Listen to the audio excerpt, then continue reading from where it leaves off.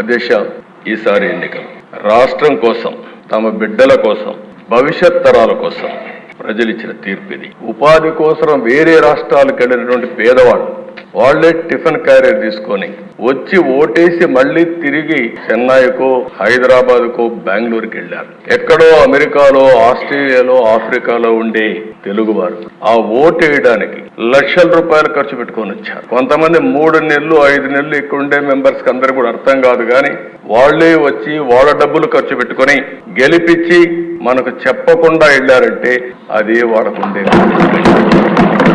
మన మెప్పు కోసం రాలా, కానీ రాష్ట్రం కోసం వచ్చారు.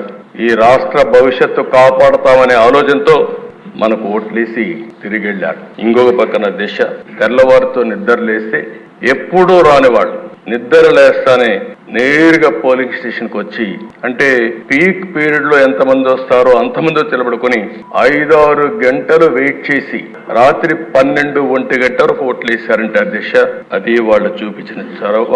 వాళ్ళందరికీ నేను ఈ సభ ద్వారా, మీ ద్వారా శిరస్సు వంచి పాదాభివందనం చేస్తున్నాను.